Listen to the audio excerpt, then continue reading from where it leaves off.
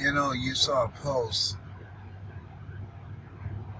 asking a question, can these bones live? I'm in Miami, where I was born and raised. And I don't know if you've ever been away from home for a very long time, and you come back and you can't recognize it. It's jaw-dropping. It's different. When I think about my life, when I left here, I had a youth program. I was working with youth in Liberty City. I was born in an abandoned building on a floor. And I teach people live a life of no regrets. One of the things that I regret that I didn't come back and do the training with kids that I was engaged in Liberty City after my training was interrupted by Janet Reno, who was encouraged to cast aspersions on my character because they thought I would get funding that their program would not get in Coconut Grove. One of the reasons that we don't have the kind of training that's sustainable and impactful for our children. Those in leadership, one, they don't know that they don't know. Two, they fight and argue over who's going to get the money.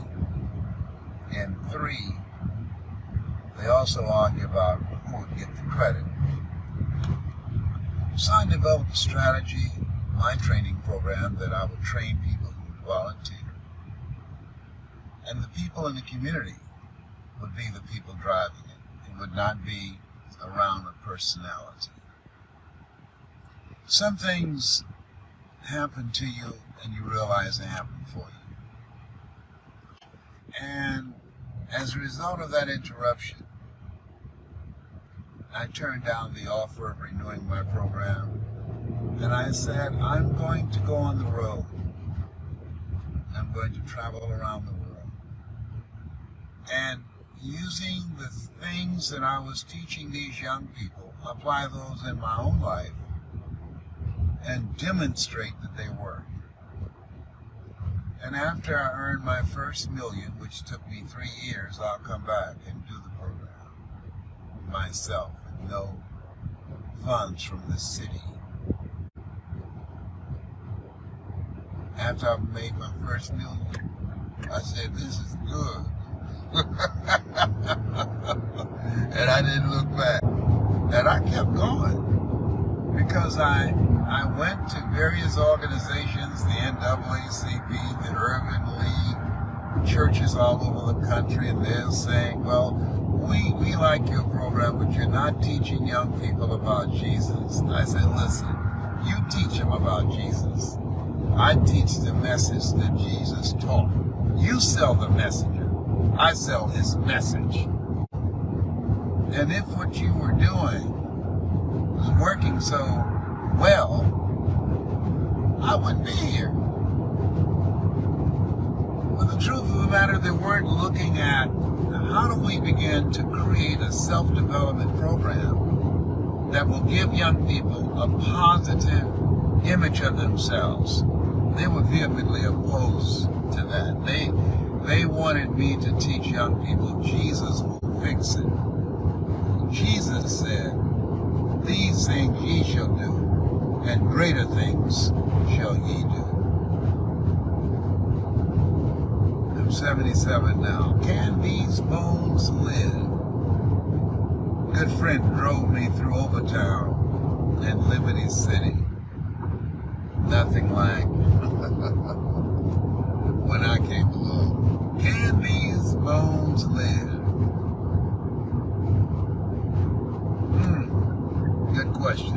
Good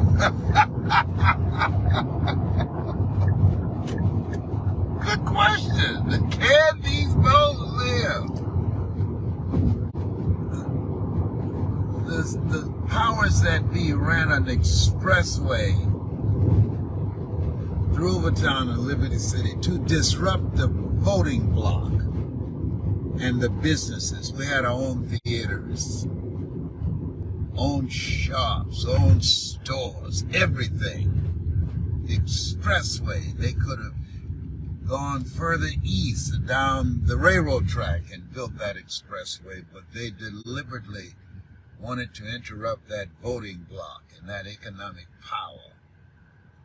Black Wall Street didn't just take place in Oklahoma. No. Take place all over the country to this day.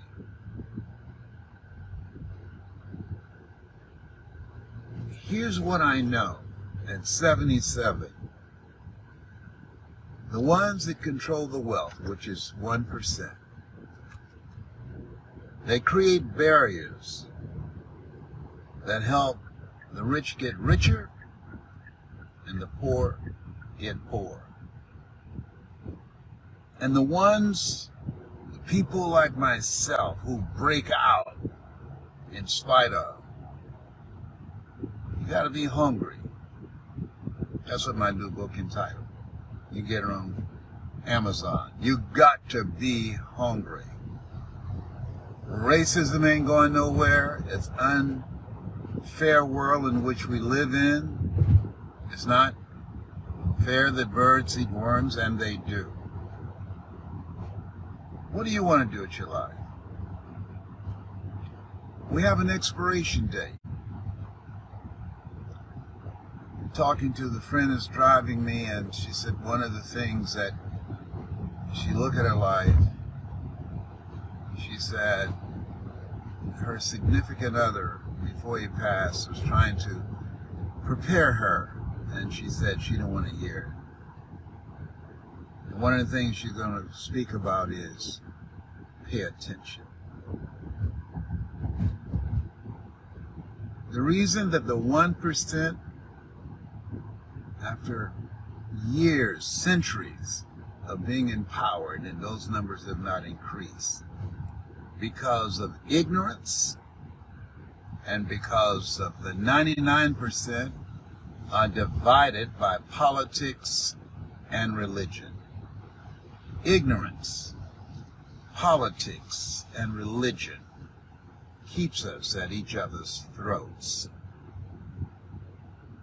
while they focus on the money, while they follow the money.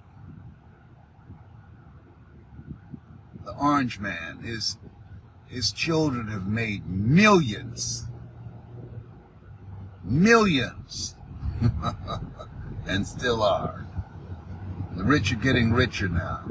The poor are getting poorer because of how the system is structured. The culture that we live in now, a culture of violence. But cultures are created by people.